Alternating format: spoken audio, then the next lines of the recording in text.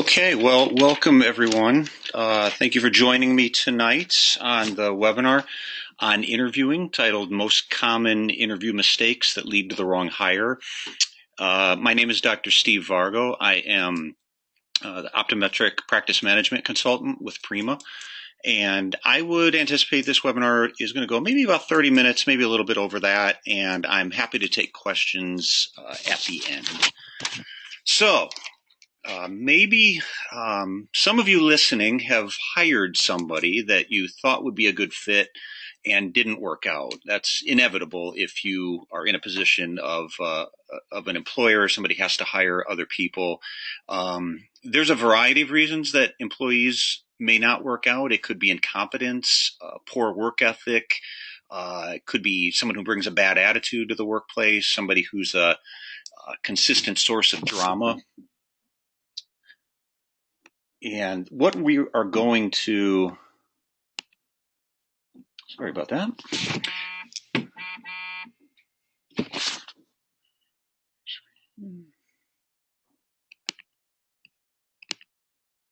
Okay. Sorry about the delay. I think I had was not showing the screen, so I think we're good to go now. So what we're really going to focus on in the webinar, we're going to attempt to answer a question is, how can I avoid hiring that person in the future? How can we hire more high performers and less low performers? So you may have heard the phrase before, hire for attitude, train for skills, which is generally good advice, but there's a few challenges with that. There's some inherent challenges with interviewing people. The first one I'll mention is what I like to call the first date syndrome. So what happens on a first date? People look nice, they dress nice, well-mannered, well-behaved, but it's not always really a great representation of who a person really is. We tend to present ourselves in a positive light to try to impress the other person. And it's often weeks or months later that problems start to surface. And that concept that works on a first date can also apply to, in a lot of cases, to the interviewing process as well. There's a phenomenon called the halo effect, which is based on the idea of sometimes you see a couple of things that you like in a person and you assume that everything about them is great. So just because somebody has a great smile and a firm handshake, that doesn't necessarily mean that they're going to be great at sales or that they're going to work well in a high pressure environment. There's nervousness. People, they naturally get nervous during interviews. I'm sure we all know somebody who, when you first met them, maybe they were very quiet and reserved, but as you got to know them, they opened up, and you saw a different side of them. So nervousness can impact somebody's performance during an interview. And also, you tend to get canned and inauthentic answers during interviews. And that's what we're going to talk about a little bit today. Is a lot of the questions we ask are phrased in a way that it gets almost a rehearsed answer. So the point with this is that the interview has to go deeper than first impressions. We really have to rely more on the questions we ask and more importantly, the information we get in return as opposed to initial impressions of somebody. So I created a small book. It's bigger than an ebook and smaller than a novel, but it really focuses on managing staff. It deals with a lot of issues like managing attitudes and interpersonal communications, managing and dealing with workplace conflict. It was based on a lot of my experience consulting with practices and research in other industries as well, and what methods they use, their best practices in leading and managing people. And by the way, I'm happy to send this to you if you would like a copy. Just shoot me an email and I'll send that to you. But there's one caveat to the information in that book, and this is it. About 50% of your success in managing employees depends on getting the right people from the start. So I got this number from the Ritz-Carlton. They were one of our keynote speakers at a previous Prima conference, and the speaker mentioned that about half of their success. And if you're familiar with Ritz-Carlton, you know that company is world renowned for the high performing teams they create that consistently deliver 4-star service. And even the speaker mentioned and referenced that about half of their success in creating those teams is being able to get the right people from the start. And I've heard other experts mention that being even higher. If you're familiar with John Maxwell, he's probably one of the top speakers in the country on leadership and management. And I've heard him, he would tell you that number's closer to 80%. So the gurus can argue over what that actual number is, but I think we can agree that it's pretty important on your ability to be successful leading your team is getting the right people from the start. A good analogy might be a teacher who shows up at their for the first day of class. And think of the difference between walking into a classroom full of well-behaved kids who want to learn versus miscreants who don't want to be there. Obviously, your success, your odds of being successful are probably quite a bit higher in the first scenario. So the 3 objectives we're going to focus on in the webinar are: 1, avoiding common interview mistakes, thus the title of the webinar. And I'm going to mention this a few times throughout the webinar because it's probably the most important parts of the webinar. Probably the most important part of interviewing is being able to differentiate high from low performers. That's really the crux, the key of a good interview, is being able to separate the two. That's really going to be a focus of the webinar. And also improving office culture. If you're able to hire more high performers, as we'll call them, and less low performers, you can really have a transformation in your office culture. You'll be more productive, it'll be less stressful, and generally more fun to come to work when you're surrounded by a team that wants to really make a difference and not just collect a paycheck. So the first mistake in interviewing, and we're going to go through 7 mistakes. This is the first one: overvaluing experience. Now, I'm not minimizing the relevance and importance of experience. I know it matters. I'm sensitive to the fact that there's a time investment that goes into training employees, but I just would like you to keep that in perspective. When we look at experience versus attitude, let's look at some of the research behind that. There's a company called Leadership IQ that did a study, and in fact, their founder is going to be one of the keynote speakers at our upcoming conference in Scottsdale. And their company tracked 20,000 new hires over 3 years to find out what were the top reasons that new hires failed. So 20,000 new hires, this was no small sample size. And what they found is that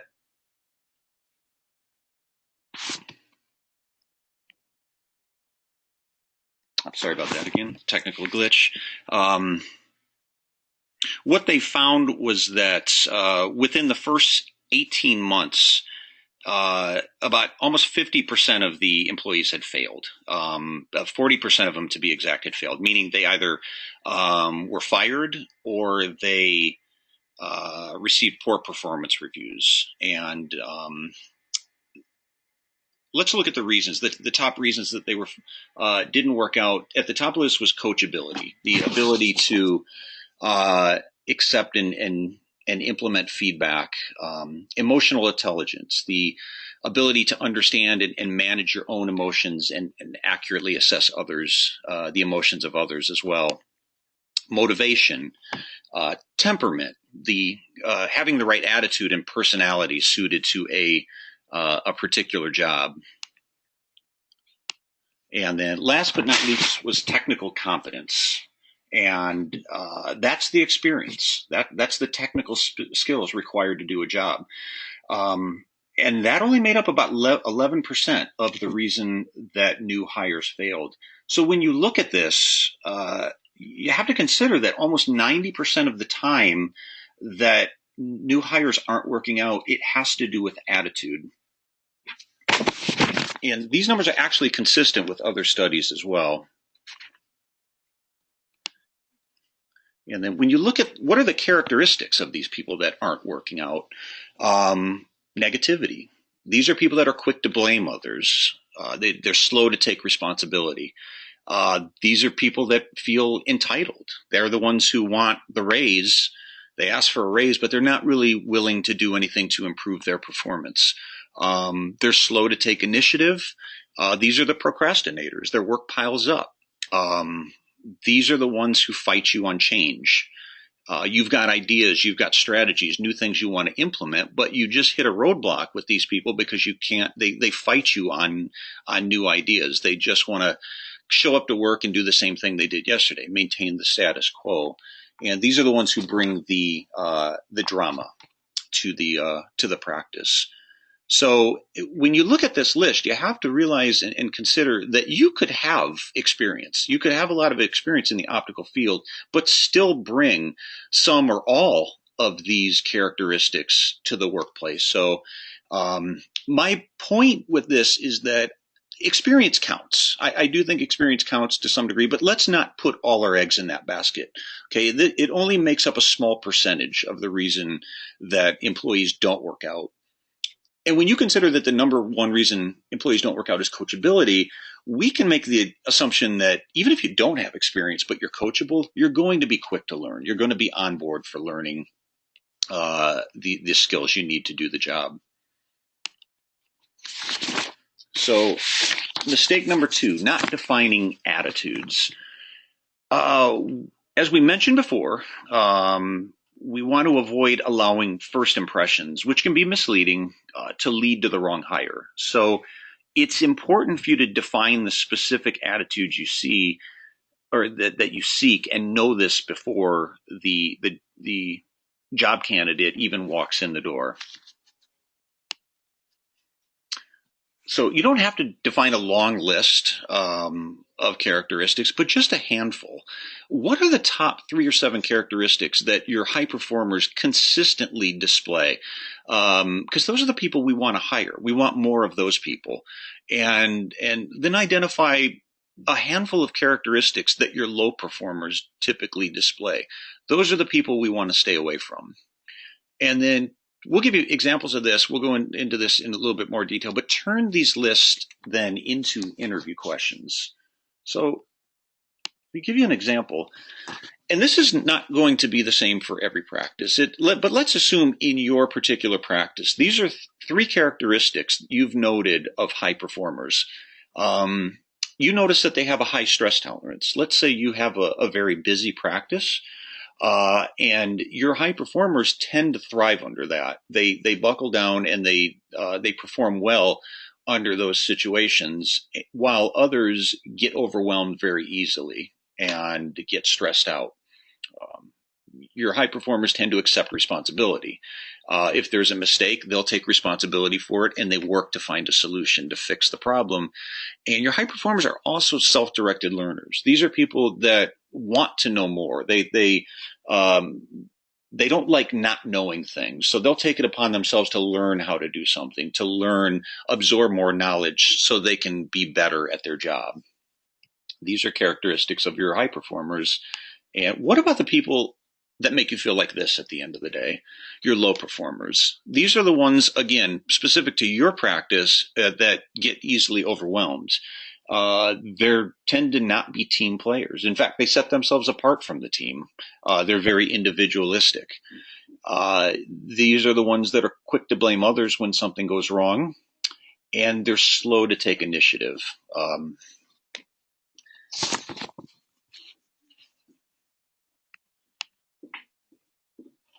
Go back here for a second.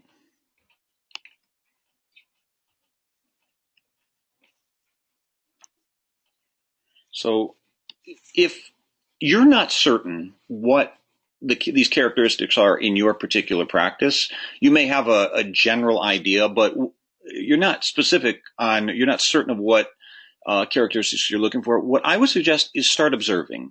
because high and low performers will respond differently in different situations.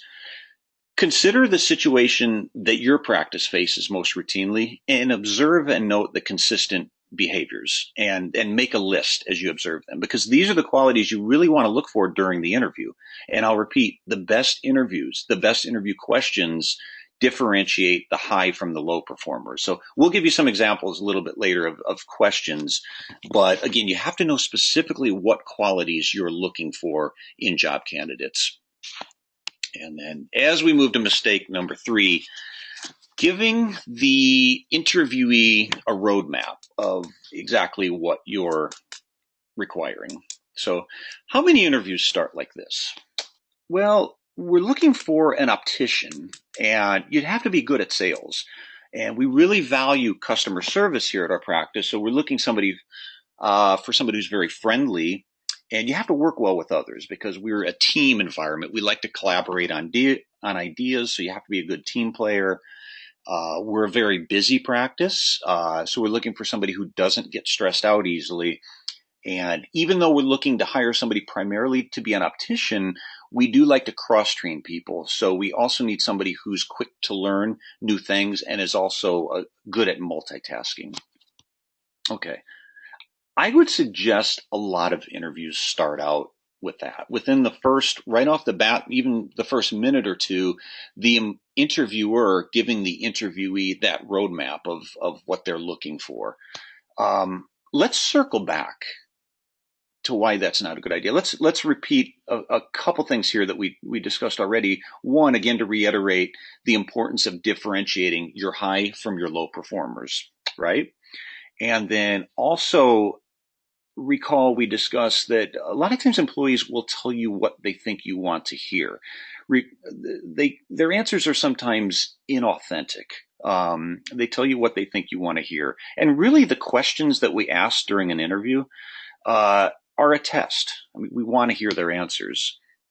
The problem with giving someone all this information up front is that you just gave the low performers the answers to the test. People will tell you what they think you want to hear when they're being interviewed, and you just told them exactly what you want to hear. And it's real difficult to identify low performers from high performers when their answers are going to sound very similar.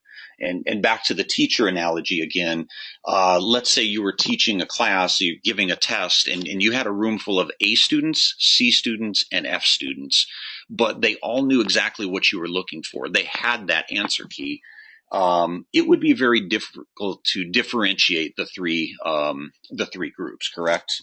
So at some point you'll want to give this information.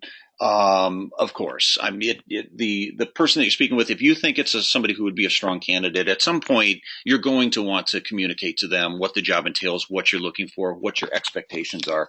Just don't give them all that information right off the bat. It'll really skew the interview process and make it difficult with the questions you ask going forward to differentiate the high from the low performers when you've given them all that information right up front. And mistake number 4, hypothetical questions, asking hypothetical questions. So these would be questions like, what would you do if, or if this situation occurred, how would you handle it? We have to consider that people will give you they tend to be motivated to embellish or sometimes stretch the truth. And hypothetical questions tend to get hypothetical answers. And I'm not real interested in hypothetical answers because overall people tend to be poor predictors of their own, of their success. And you'll collect more valid data if you ask about poor past behavior. And that actually brings us into a theory of interviewing called behavioral-based interviewing. And it operates under the idea that the best predictor of future success is past performance. So this involves asking about situations in the past where somebody had to use the attitudes that you seek. So I'm not asking hypothetical questions. I'm asking about specific examples from their past. And these might be questions, typically these are questions that start out with, can you tell me about a time, or can you describe a situation when? The key here really, again, is that it starts by identifying those key qualities that you're seeking. And then secondly, identifying a situation where the high and low performers behave in stark contrast. So a situation where people respond very similarly really has no value in differentiating the two. So to give you an example, can you tell me about a time you lacked experience when starting a new job? Okay. Let's assume that in your practice, identifying those qualities, that you identified those qualities of high performers as people that were self-directed learners and people that were problem solvers. They don't know how to do something. They're going to figure it out. And in contrast, what you found with your low performers is these are people that need to be told what to do. They're resistant to learn new things. They're quick to say, that's not my job. So the question you're asking is, can you tell me about a time you lacked the experience when starting a new job? Okay. Some potential answers we might get. Well, there's always someone else there who knows what to do. Well, it's not really my fault. They knew I didn't have the experience, but they hired me anyway. Well, I found someone who knew how to do the job, and I asked them for help. I asked them to show me how to do the job. Or you might answer, I just observed people that had more experience than me, and I learned from them. And so I don't know about you, but the first two answers there are a big red flag for me. That's a big red flag. And the second answers are a green light for me to keep going. Good answer. Let's keep going. I want to point out, too, that if you notice, I put this question in a question format where I said, can you tell me about a time you lacked experience? The reason for that is questions, as opposed to saying, tell me about a time you lacked experience. And it's a small but critical point there. Asking it as a question has two benefits.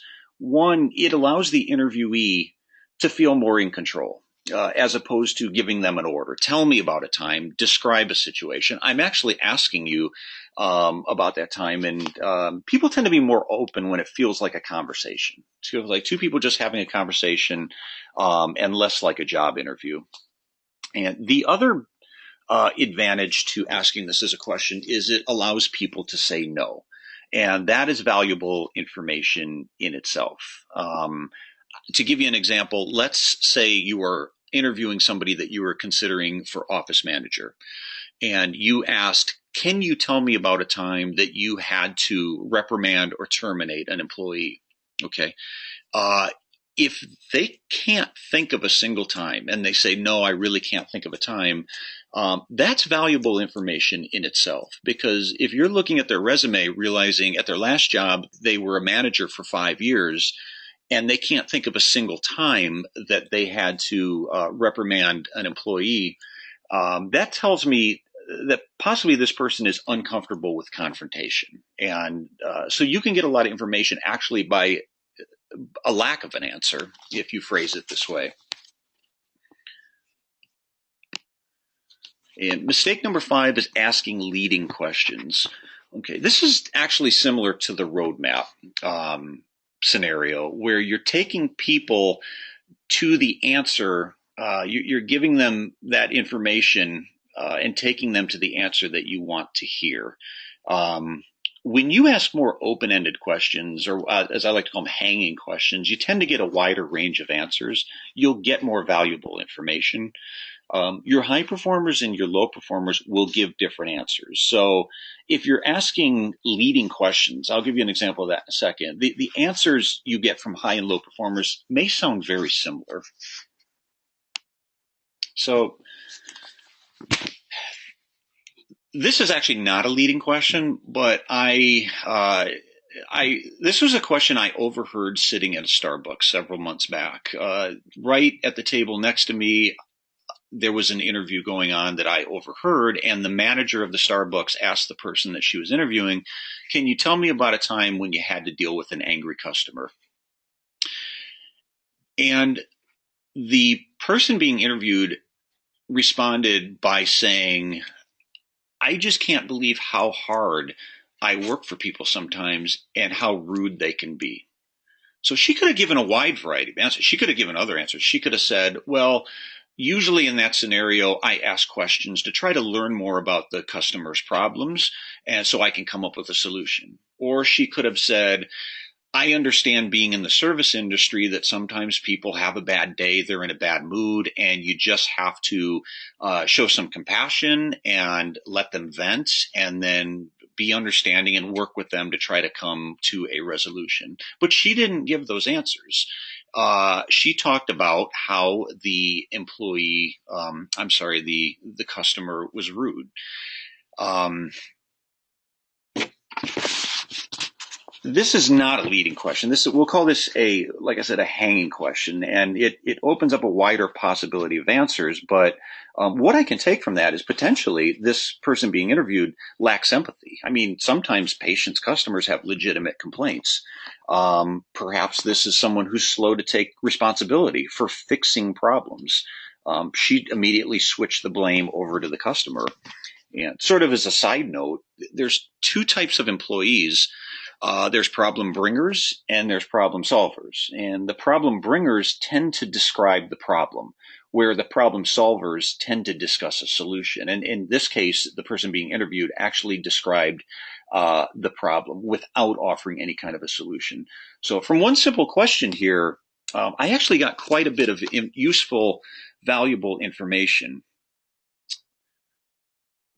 I intentionally didn't put a question mark at the end of this, and I'll tell you why. It's because you're going to have to resist the urge to finish this sentence and make it a leading question, because here's what you might want to say, or be tempted to say, "And how did you resolve the situation?" This becomes a leading question.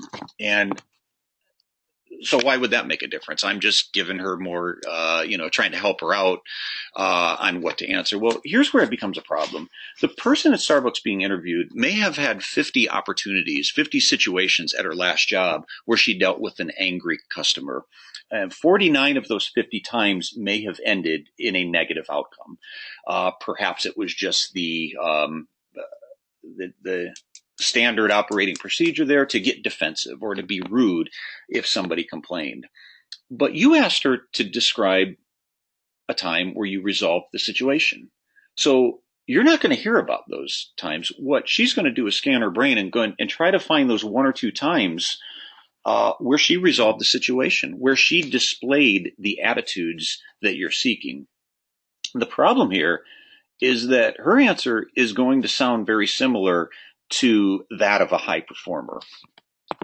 As I mentioned before, problem bringers tend to describe the problem solvers tend to describe the solution, and you just asked her to describe the solution. You gave too much information, you led her to the answer that you wanted to get, and it took away your ability to identify the high versus low performers. And all that information that when me sitting in that Starbucks that person gave, I'd rather get that now. If you're not a good fit, I'd rather find that out in the interview than have to deal with it after training somebody and going through a lot of potential problems, and then have to make a change 3 months or 6 months down the road.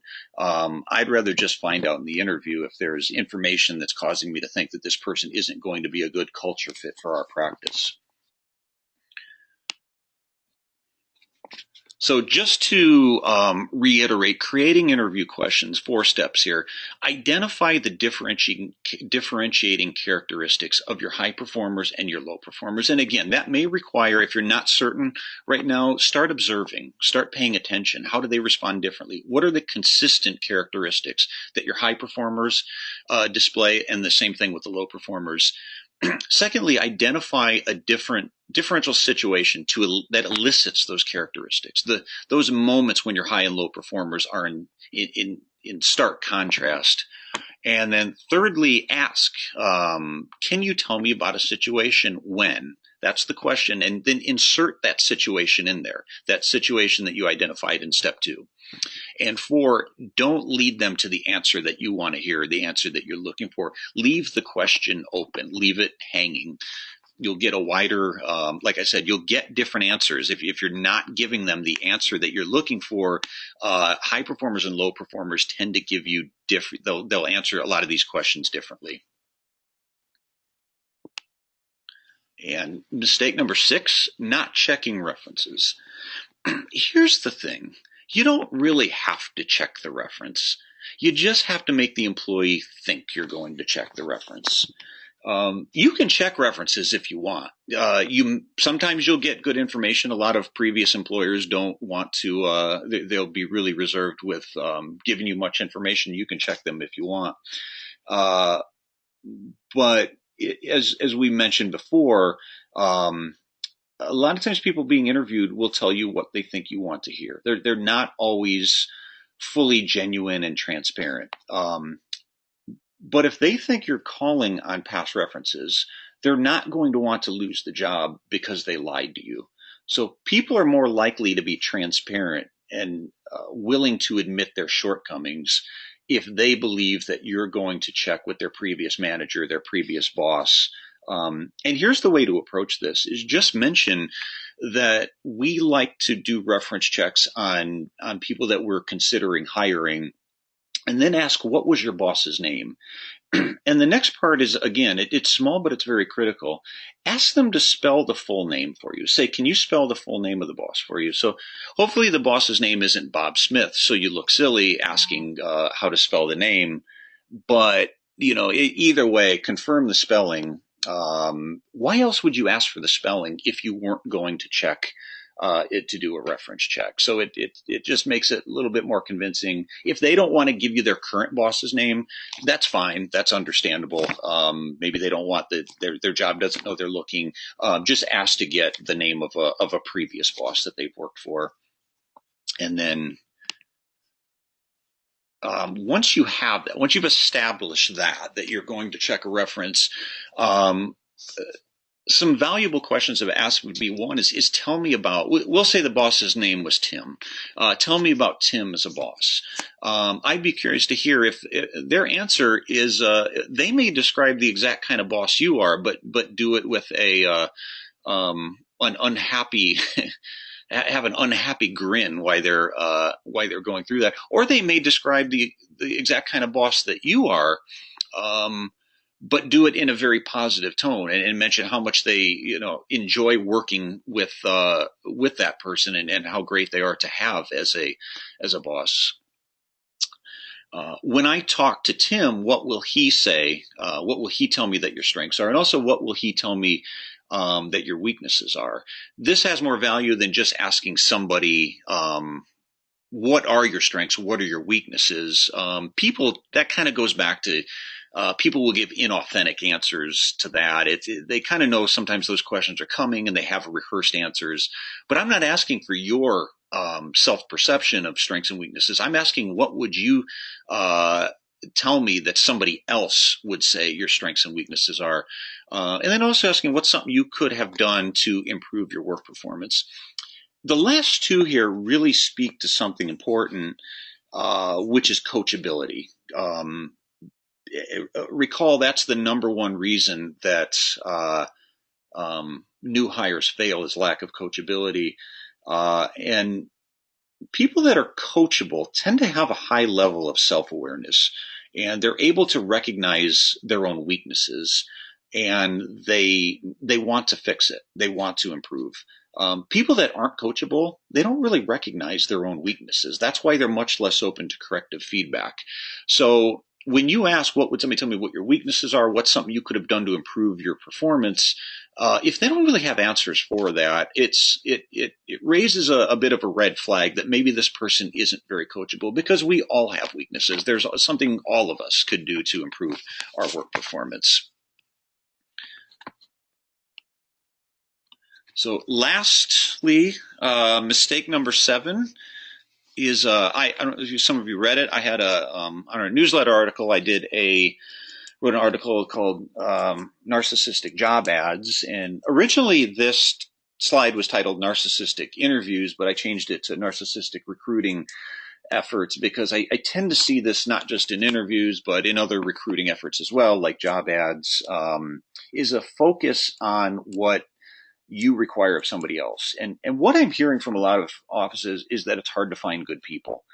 And in a tight job market, you really need to sell the job to somebody you consider a strong candidate. You really need to sell the job, and job ads and interviews. What I tend to see and hear is a real focus on what you require of the person to work for you. But not really much of a focus on why that would be a great job for that person, why they would love working at your office. And if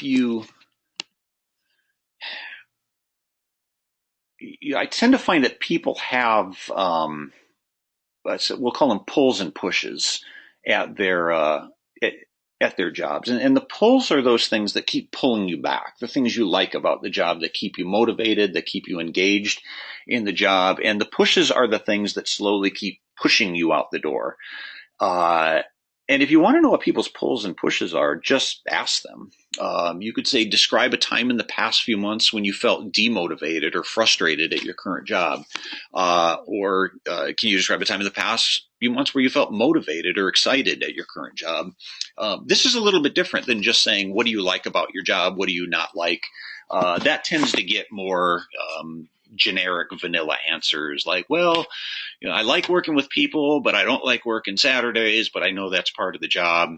This has a little bit more meat to it because I'm asking about specific situations in the past. And then that gives you good information as to what they like about their job, what they dislike. And again, if this is someone you consider, you've been through the process, you consider a good job candidate, strong candidate, the question becomes, can you offer the pulls they want in a job while eliminating the pushes that drove them into your office in the first place? So let's say their answers to this were the things that they felt motivated or excited, a situation. Let's say they mentioned they had an opportunity several weeks ago to lead a team that put together a trunk show. And that was really motivating for them. They really enjoyed that. But at the same time, they also had some ideas to improve the optical, some new frame lines, new ideas with merchandising, and their ideas were immediately dismissed by the manager that they worked for. And they found that very demotivating. So as part of a sort of the antithesis to a narcissistic interview is we switch things to how could we sell the job? And now that you know more about the individual, perhaps you could mention that you've got several ideas for new projects. If that's something they enjoy doing, some projects maybe around marketing or staff outings or community involvement. And if that's something that they enjoy doing, you'd be willing to allow that person to take the lead on some of these projects. And at the same time, your culture is one of a collaborative team environment where you welcome everyone's ideas. You're not going to have to worry, at our practice about having your ideas dismissed. In fact, we encourage people to come up with ideas, come up with solutions, and we work together as a team. We value everyone's input. So at this point, it's not just about me as the employer, what I require of the person, but it also becomes about the employee, the interviewee, what's in it for them. Because you don't know. This could be somebody who would be a great fit for your practice. They may have 3-4 interviews lined up today. So what are you going to tell them that's memorable? How are you going to give them to sell them on that job? And it's also noteworthy to mention that this can have an impact on compensation as well. Maybe their salary expectation is higher than you want to pay. But when you've made people aware of other non-monetary factors that fit within the things that motivate them, they might be willing to accept less pay if these other factors are part of the job. So as just to wrap things up here, the 7 key things, 7 mistakes, and the the ways to address those is again, hiring for attitude. And that's not to say experience isn't important, but it really, to put that in perspective with attitude, you'll have a lot more success hiring people with a great attitude and training them for the skills. If you got the skills too, that's just gravy on top. But what I hear over and over and over when I hear managers, when I hear ODs talk about staff problems, it almost always goes back to an attitude issue. I can tell you that from my own experience doing hundreds at this point of consulting work with clients on, just staff management issues alone. Secondly, define the attitudes that you want. What are those just handful of key characteristics and behaviors that you notice in your high performers? Those are the attitudes we want to seek out in interviews. And the same thing with the low performers. Those are the attitudes that we want to stay away from when hiring new people. And then not handing the candidate a roadmap. We don't want to give them all that information up front. We don't want them to know exactly what we're looking for in a hire. We'll give them that information later, but we don't want them to have that information because it's really going to cloud the answers that you'll get. And it'll be much more difficult to do to get that, to be able to differentiate that high versus low performers. Not asking hypothetical questions. Ask about real situations from the past. Hypothetical questions, get hypothetical answers. Avoiding the leading questions, similar to the roadmap, would just not avoid taking people to the answer that you want to hear. Leave that question hanging. And the threat of a reference check to increase honesty and transparency. And then just remembering that it's not all about you. When you've got that strong candidate sitting in the chair in an interview, don't forego the selling the job to them, telling them why, not just what you require out of them, but why this would be a great place for them to work. And with that being said, when we started things off, we mentioned the question we were approaching was, trying to answer was, how can we avoid the wrong hires, and how can we hire more high performers and less low performers and create a better workplace? And I hope you found some of this helpful. So with that, I will say thank you and open to any questions that you might have.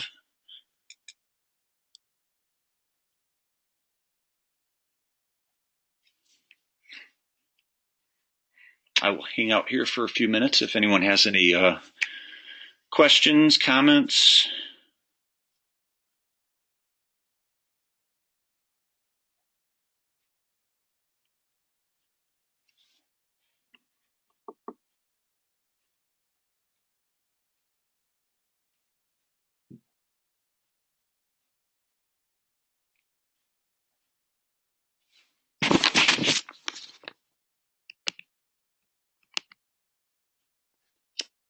Thank you, Karen. That's very nice.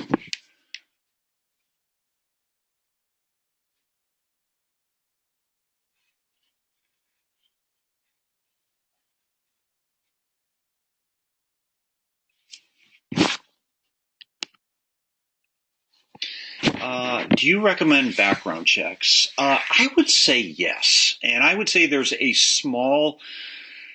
very small percentage of the time that's going to become a factor. But gosh, I've just heard too many situations at this point of employee theft, employee drug use.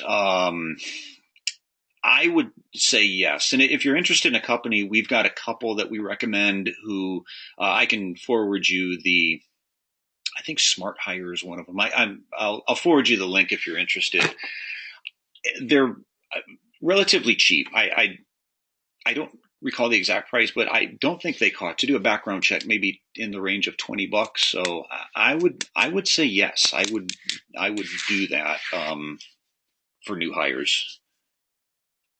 I'll tell you also that I don't think it's common that practices do that, but I think I would. Gary, happy to just send me an email and I will send that to you. Yes, where can we get a printout of questions to ask prospective employees that you presented? Just shoot me an email. We've got different questions that you could ask actually for each position. Yeah, and a personality test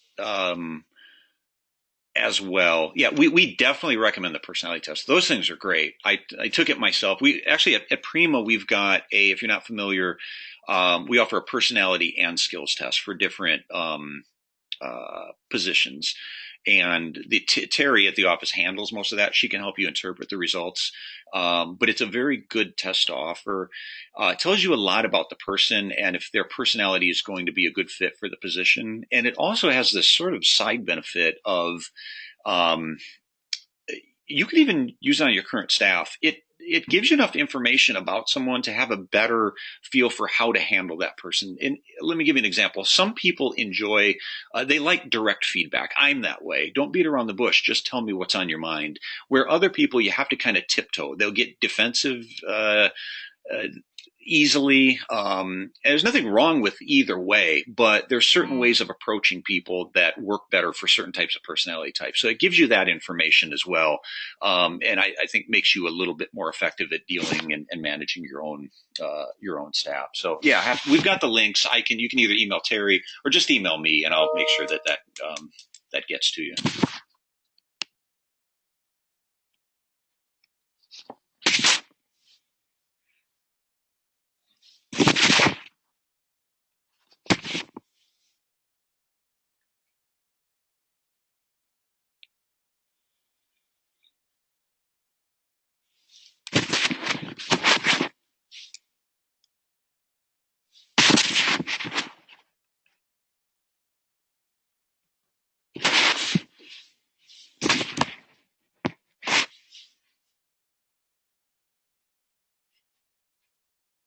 It's always awkwardly quiet at the end of a webinar. There's nobody to.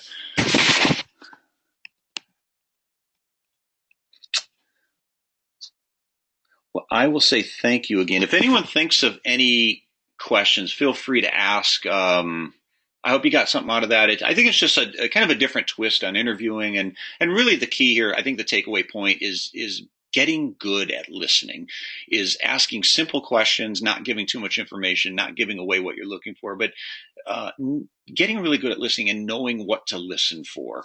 And you get definitely there's approaches to interviewing that there is no perfect system to interview. The best HR people in the world still make mistakes, but one of the real keys is, I think through a good approach with interviewing, you can improve your odds of getting someone who's going to be a good fit.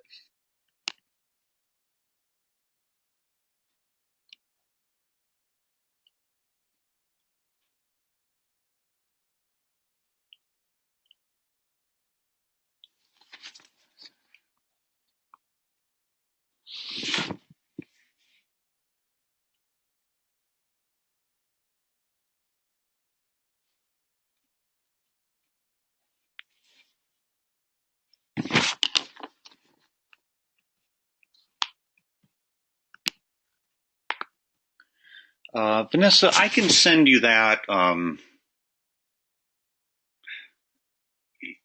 We've got a list both for ODs as well as for non-OD staff. So just shoot me an email and I can send you the list we have. There's several sources out there. Some are specific to eye care, some are more general, but I'll just shoot you the list that we have. And Sally, I'm happy to answer that. I think maybe that might be handled a little bit better I'll just shoot you a private email that goes into a little bit more detail.